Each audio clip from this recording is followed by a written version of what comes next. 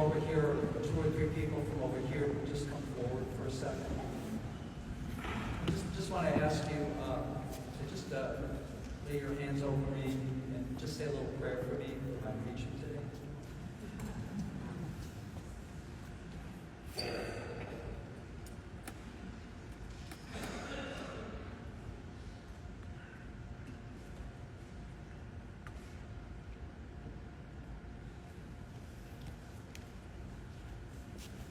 I don't usually do that. Sometimes at St. Clement, if I feel like I might not be fully prepared for a homily or thinking of changing track or something, I'll ask the deacon to pray for me. And we don't have the same setup here as we do at St. Clement, so thank you for coming forward, even though you didn't maybe know what we were going to get into. I gave up for Lent 2 kinds of social media, Facebook and Twitter, or X as they call it now. And it has been an incredible 10 days. I really can't believe how difficult it's been, and I wonder if it's in some way similar to giving up nicotine, or giving up caffeine, or giving up alcohol, or something like that. It is really disorienting, and I'm really hoping that by the end of Lent, I might say, wow, that's the best thing I've ever done. But right now, it's real. They call it doom scrolling. I don't know if you've heard young people say that you just get on and you just scroll, and scroll, and scroll, and scroll. And I had close to 3,000 friends on Facebook, chatting with dozens of people every day. And it's really, really different to not be doing that. And I didn't get started on my homily until late last night, and I cranked out a homily, just so you know, based on some homilies that I've given before on the Feast of the Transfiguration. I did look it up, and this is the 40th time that I'm preaching when the Transfiguration has been the gospel. Because it's not just the 31 Sundays since I've been ordained, it's also sometimes the Feast of the Transfiguration. It's used at other ones. So I've got plenty of raw material to use for the Transfiguration, but this past week a few things happened, and on my way driving up Vine Street, or down Vine Street, I don't know if it's probably down Vine Street, I thought, I just don't want to give like a nice, warmed over homily to you all.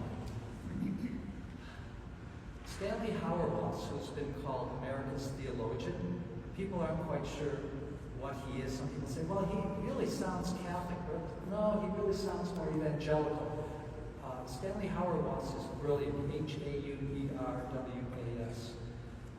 And one of the things that he has said is the most important role for the church is to be the church.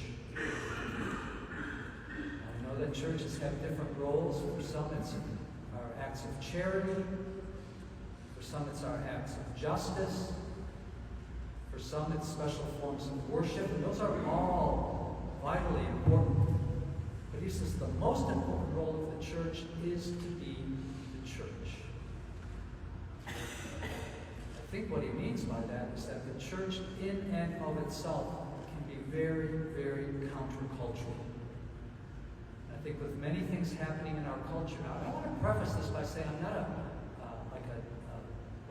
doomsday person or something like that. If you look at things and think of the strides that humanity has made over the past century or 2 centuries, just with something like hygiene, just with something like medicine, transportation, indoor plumbing,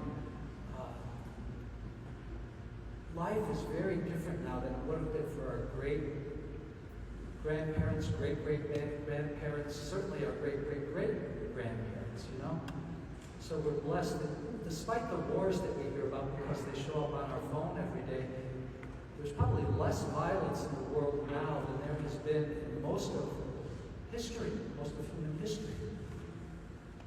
So I'm not like a doomsday person, but at the same time, there are many, many troubling signs in our culture, in our society, that affect many of us very, very, very deeply. And the church can be a sign. The church can be a counter sign to that. The church can be countercultural. a few episodes where I'm wondering, are we really being countercultural, or are we mirroring what's going on all around us? I know that when I come here, and this is partly what I preached about last month, I think most of us here at Mass today would consider ourselves, and you don't want to use labels, but I'm going to use the labels anyway, liberal or progressive. But this pastor got us with other groups of people who would consider themselves to be at the other end, if you want to make a spectrum, at the other end of the spectrum. Traditionalist or conservative or even arch-conservative.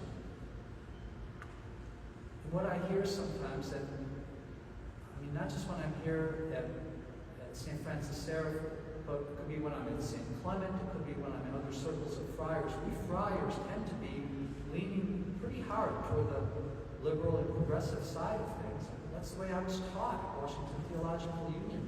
That's what I grew up in at the Newman Centers that I used to go to. I'm very comfortable in that world.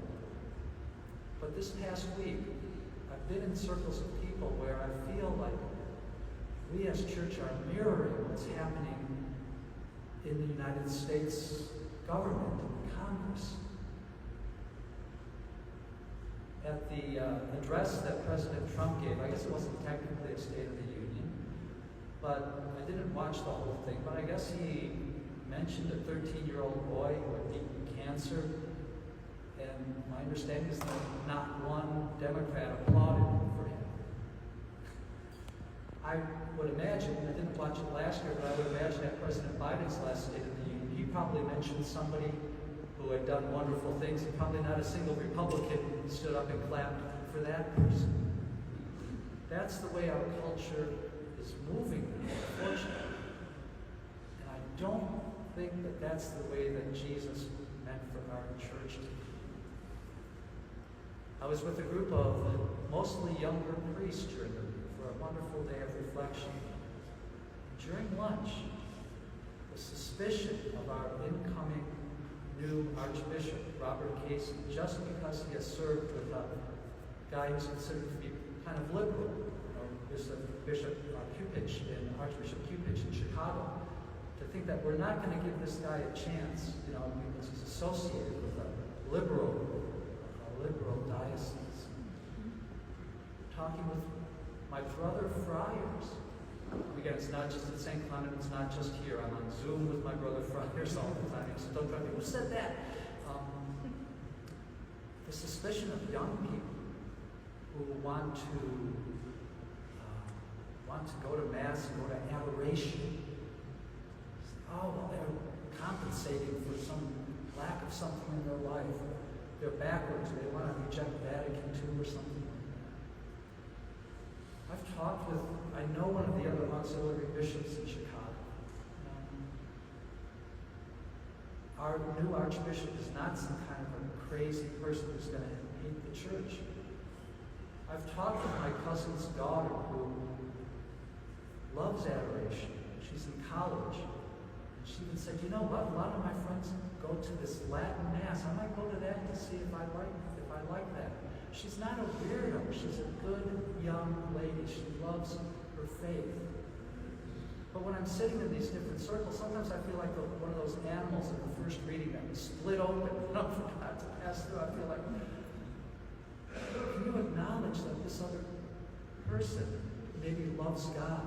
Can you imagine that this other person maybe loves certain things about the church? Not say just because they worship slightly differently or just because they use slightly different words than I do doesn't make them an opponent, doesn't make them an enemy. My prayer is that we can be church, we can be a diverse church, but we can see ourselves first as church. One of the few older priests who was at that diocesan reflection day said toward the end of lunch, I think he might have been feeling the way I was, he says, maybe better than asking, are we liberal or are we conservative, is to ask, are we faithful? Looking at the gospel today, this is the Transfiguration according to St. Luke.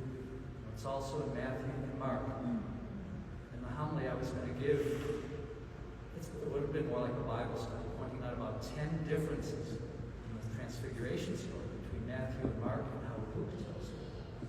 I think two of them might be telling here.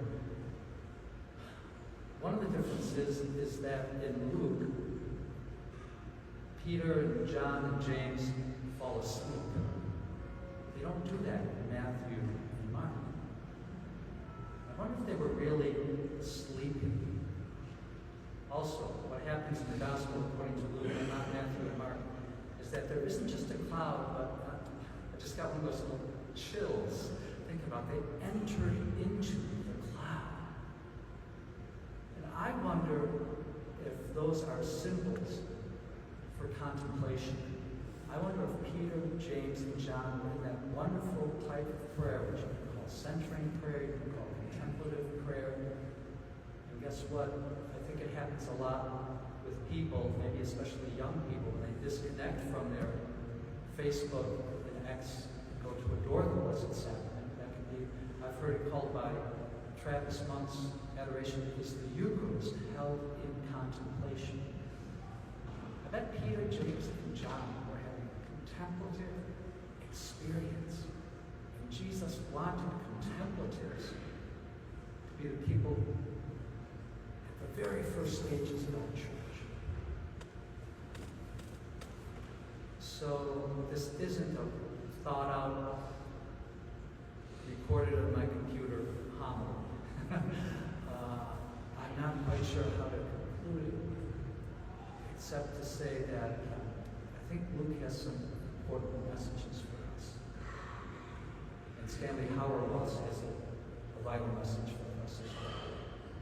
And if we can strive to be faithful, if it goes along with our comfort zone, or maybe if it's not in our comfort zone for praying, if we can be contemplatives. And Karl Rahner said if the church of the future is not going to be contemplative, we won't have a church. That's a slightly misquote, I guess, of what he said. But if we can dare to be contemplative, then maybe I think we can really be church.